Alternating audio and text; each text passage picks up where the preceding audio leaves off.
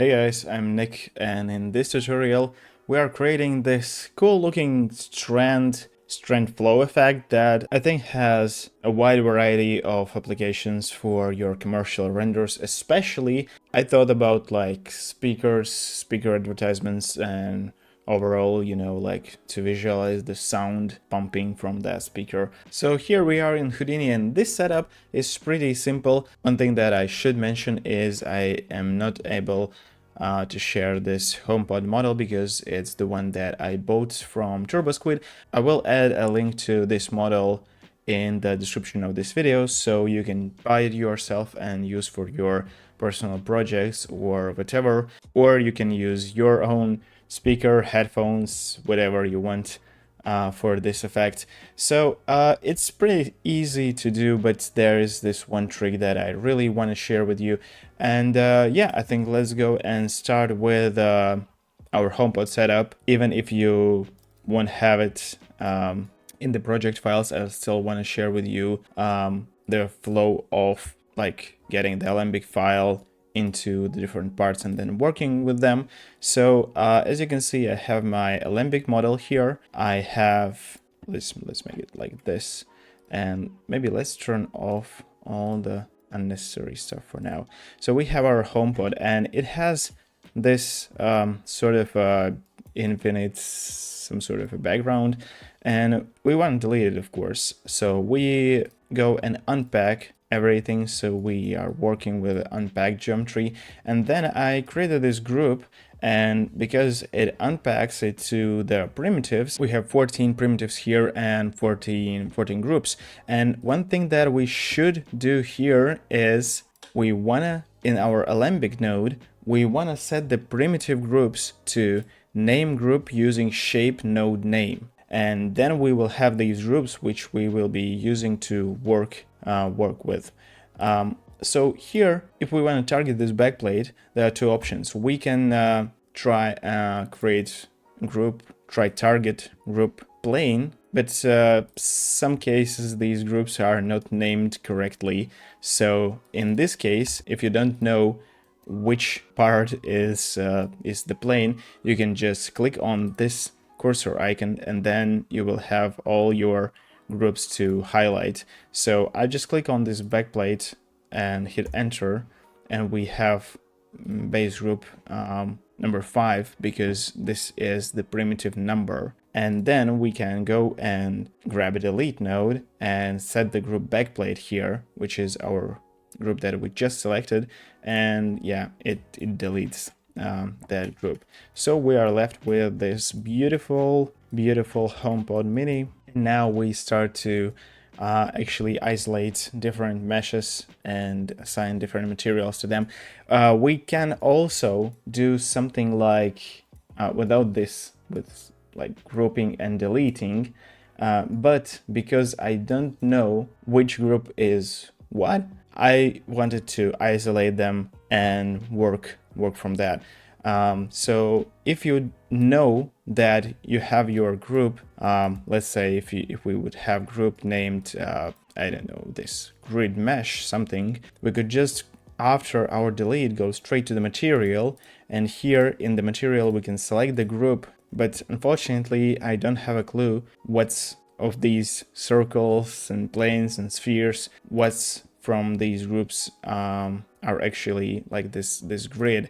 So that's why I'm going here, just like went through all of these, and just by trial and error now I know that this mesh here is sphere 004. So I created the group mesh, hit delete non-selected, so we delete everything that is not in that group mesh, and then I apply the material. So after that I made similar group and called it inner, and those are all the inner parts that we actually don't need. So yeah, they just go nowhere. And then we have the display group, which is this one, and again deleted everything, but you see that we have inverted mesh, so that's why we need to drop a reverse, and then we should assign normals, and then it's as we as we want it, as it needs to be.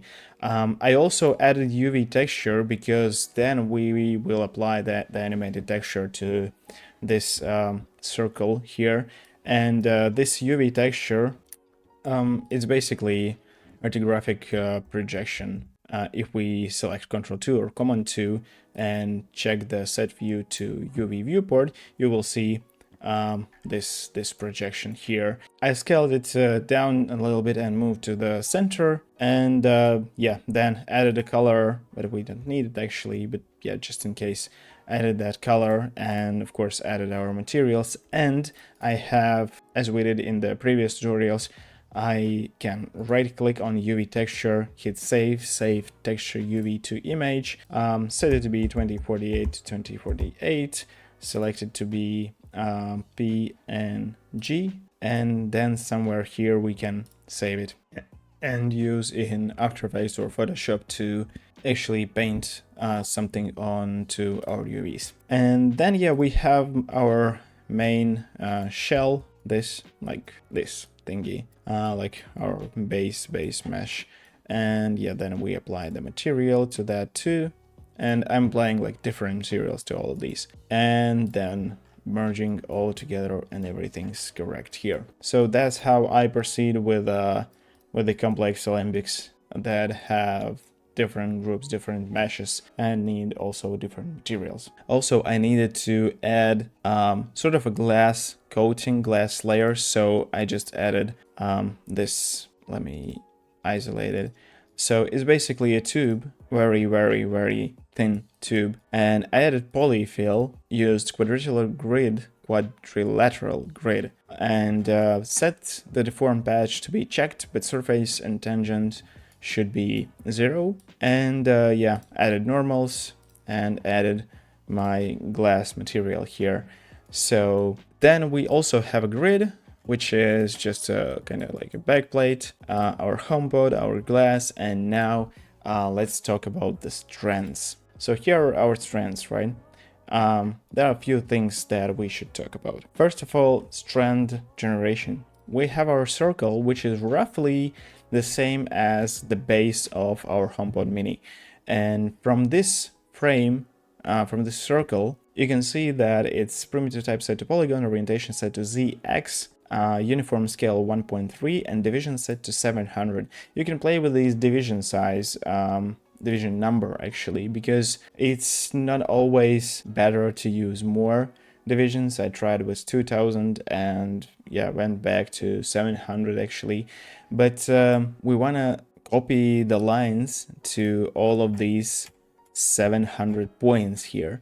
So if I just select the line, primitive type set to polygon, direction 0, 1, 0, length 8 and points 80, if I just create this line, rotate it 90 degrees so it's laying flat on the ground, and drop that into the copy to points, you can see that it's not working as we want, because copy to points copies them in the direction of the normals. And if we go to our circle again and visualize our normals, I think it even doesn't have, oh no, it actually has normals. So yeah, they are pointing down, and of course we don't want that. We want those normals to be pointing outwards, so we want to create new normals using polyframe node.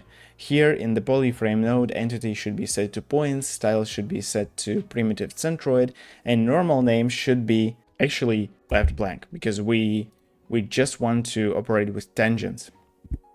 So now tangent name should be set to normals. And if I again visualize copy to points, you can see now that our lines are pointing outwards from that circle, creating even bigger circle. So these are our strands. Now, because we will be using Vellum, we wanna apply some forces to all of these strands, but we don't want them to fly away. So from this one, we create a circle that is, I think, just a little bit, yeah, see, in this circle was 1.3, that kind of like our main frame, and this circle is 1.4, and yeah, we add a poly extrude, check that we want to output front, back, and sides, and distance should be 0.2, and this is done only because we will have our points, our first points, we want to target them, and this group will be pinned points. So again, we are dropping the circle here, and let me visualize our strands. So we have our circle, then we extrude, and then we add this group, which is group name set to pin, group type set to points, and keeping bounding regions should be enabled, and bounding object should be checked as the bounding type. So our bounding object is this poly extrude. We create this pin group with these points that will be permanently attached to their initial position and won't move away. So then we colorize it all to black because we will be using this attribute transfer here. But let's talk about the Vellum here.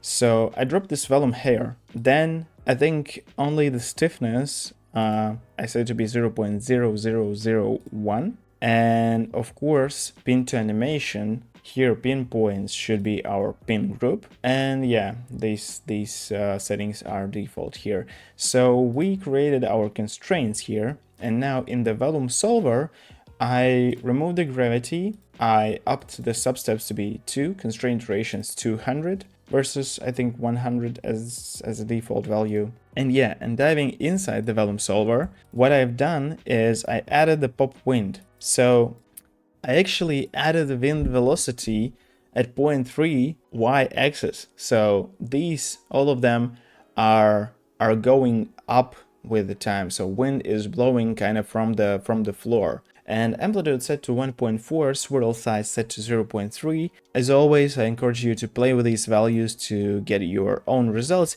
But in the kind of core, we are getting simulation that adds wind to all of these hairs. But the thing is that if we drop a color here is just purely for visualization purposes, then yeah, again, I delete all the attributes, including the colors, so my file cache size is smaller. And yeah, I cached 90 frames here, and I just want to show you how with time these strands go up, boom, like that. So here you can see the wind slowly picks them and moves up. And we will talk about this, why this upward moving is crucial here. We will talk about that a bit later because we actually will be binding to their Y position in the coloring segment. So yeah, pretty simple motion here. Then for now we will bypass this attribute triangle, but we drop a retime node and frame speed is set to 0.5, so input frame range is 1 to 90, output frame range logically is 1 to 180, and yeah, here we have it. Here's how it goes from 0 to 1 to 180. So then let's get back to our attribute transfer with our color. So here you can see that I'm coloring, even before Vellum hair, I'm coloring that all into the black. And then I have my torus is here, and I'm coloring that into red, as you can see here. We can remove the normals, of course, but the main thing is here in the attribute transfer, I'm transferring point attribute CD, which is color data. I'm transferring that with following conditions. So max sample count set to 100, distance threshold set to 0.4, and blend width set to 1.1. And I'm animating the radius of that torus, because here you can see that we start very small, and yeah, as we go at the frame 210, we are at this distance. And the key thing here that you should also be aware of, that I actually modified the curves of this radius. So it goes very fast from the beginning, and then it slows down here. So here's my curve here. You can manipulate these curves as you want, as in any 3D software or even in After Effects. But yeah, getting back to our scene, if we visualize the attribute transfer, now you can see how it expands here from the frame 1 till the frame 210. Of course, at 210, I think it's all over. So yeah, the main action is in these first 4 to 5 seconds. But yeah, now we can use this data to do our favorite linear interpolation. So the thing is, and I will also talk about that a bit later when we will be rendering it out. But the thing is, we should use linear interpolation both for position and both for velocity. So linear interpolation, as you might know from my previous tutorials, basically interpolates two parameters, two attributes, two values based on some sort of like control value. So here our control value is our red color here, and we will be interpolating between, let's say, this state and this state, or where it was this state. I mean the state where all the strands are perfectly straight and the state where all the strands are chaotically disturbed by the wind.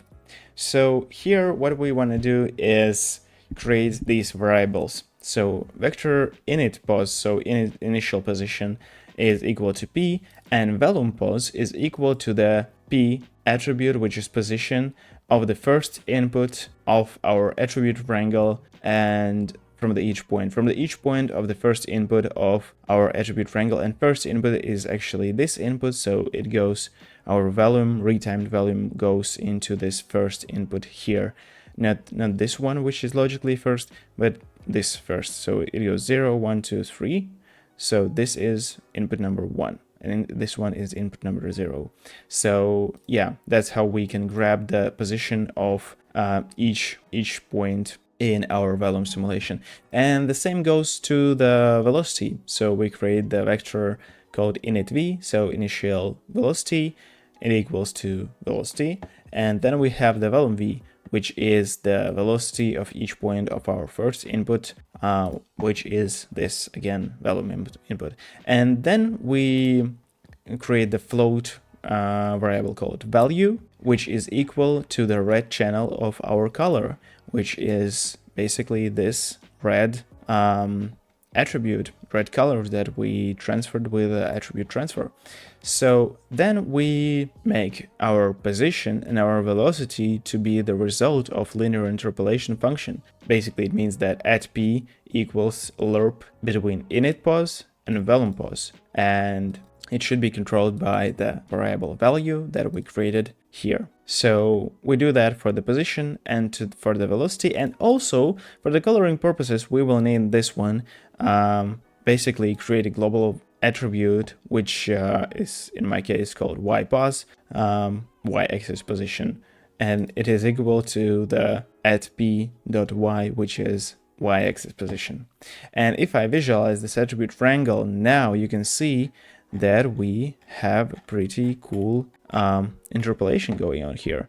So here, how it goes from 0 to all the way up. I like this kind of double wave effect here. So it goes like this, and yeah, then it dissolves. Cool. So about this attribute wrangle, we again will talk about a bit later. But yeah, just in this attribute wrangle and in this attribute wrangle, we are just scaling our velocities. So v at x-axis equals v at x-axis multiplied by 100, and the same goes to y and z. So after that, we can start coloring this stuff. And I wanted to kind of match it to the color of the graphics on my HomePod.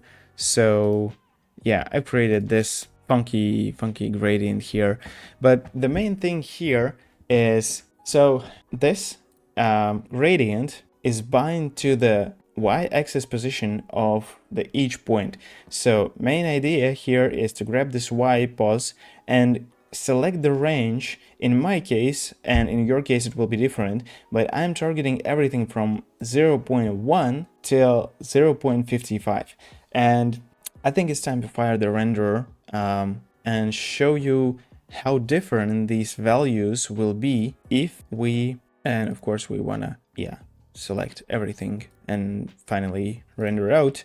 But the thing that I wanna show you is here in the strands. If I go and select this range to be from 0.2, you see that only just few of them are actually targeted, because only a few strands are actually above that range of 0.2.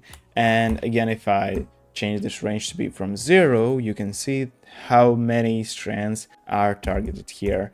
And basically playing with this range is what I advise you to get all of these cool looking gradients on your splines. And also the thing is that with time, and you could see that here, if we go back to our retime, you can see that they are going up with time. So here you see that all of these strands are more or less higher than 0.1. So technically, when our animation, when we will be going through that animation, rendering out all the frames, you will see that at frame 60, you can see here more like these purple and greenish.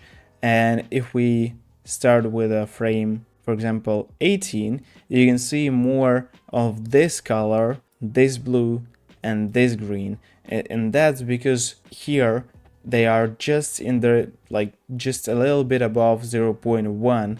And that's why we are more seeing more of these colors. And if we go at the frame, I don't know, 90 or 6, I think around 60 something, we will see more of these colors. And I might actually change this black to like yellow. And yeah, here you can see all of these particles here, not the particles, but points, they all are higher at the higher end of this gradient. So I want to keep it very kind of subtle at the end of this animation, so that's why I keep these two values at black. But the thing is, to make it a bit more organic, I want to also add this attribute blur, which I have my attribute set to CD, color data, blurring iteration set to 68, step size 0.183, pin border points should be unchecked, and that's very crucial.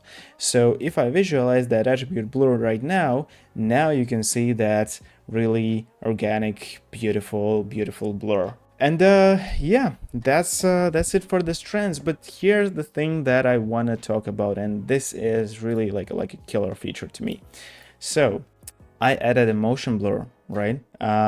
For the strands, I enabled this mesh deformation blur from velocity attribute. Of course, I'm rendering that with strands, right?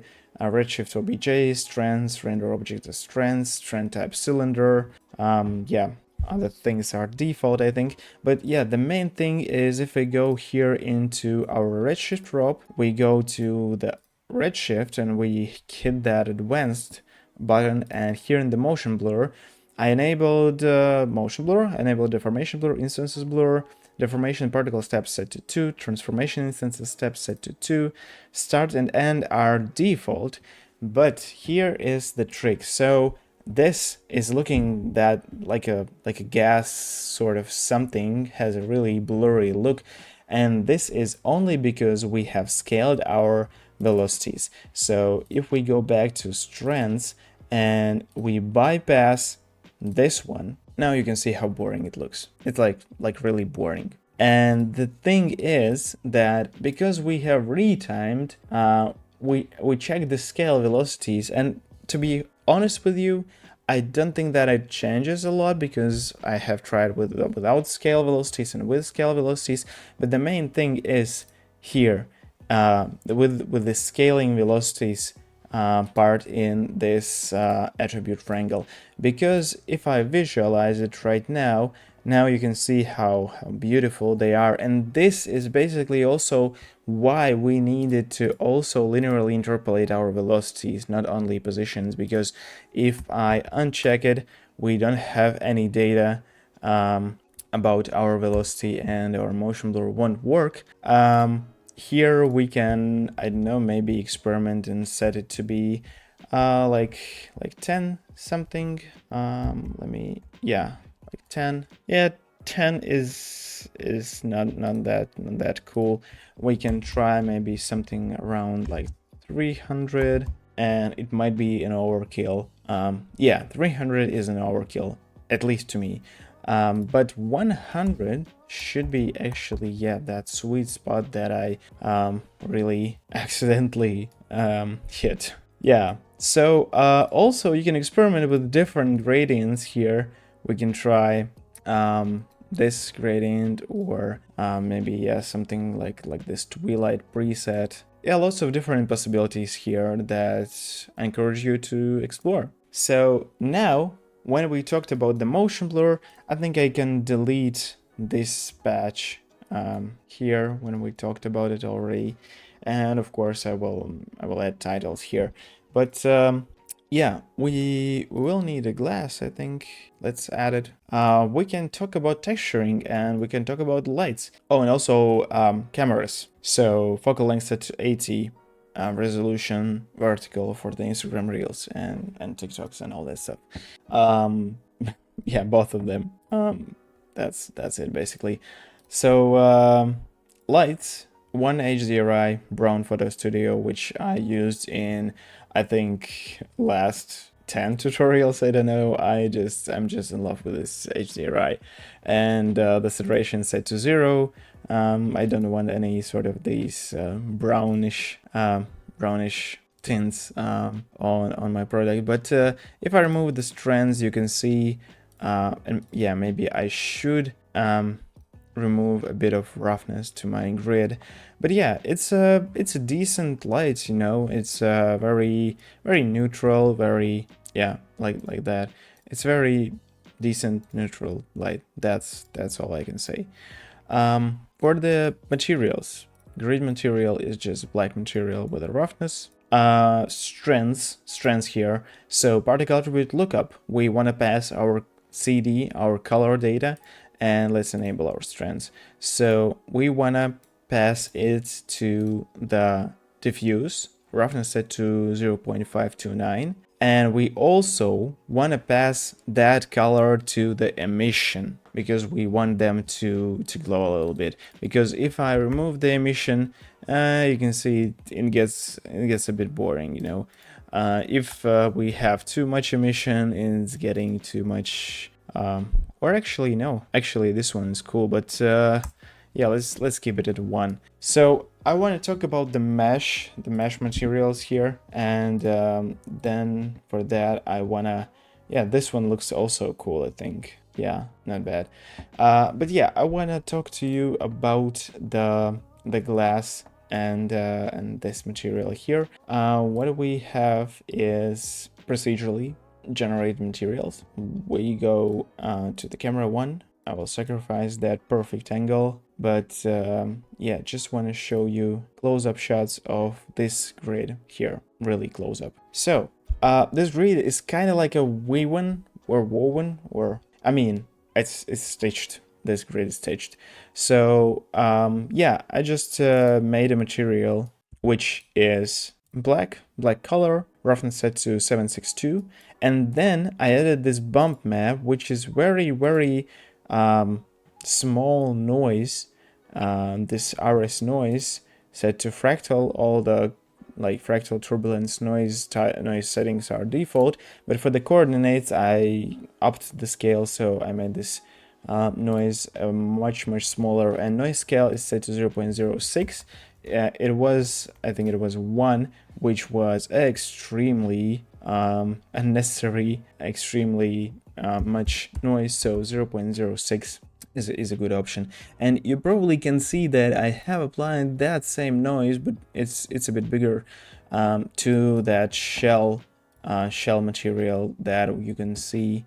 Probably you will be able to see it if I zoom in even more. Yeah, so here's that shell material. So I applied that same material, but it's a bit more rough. But the only thing that I applied to that that outer grid material was here in the sheen. I added the white sheen, like a white coating thing, weight set to 0.215 and roughness set to 0.621. So yeah, that shell material, that inner shell material, is pretty rough, 0.679, and I don't have any sheen or something.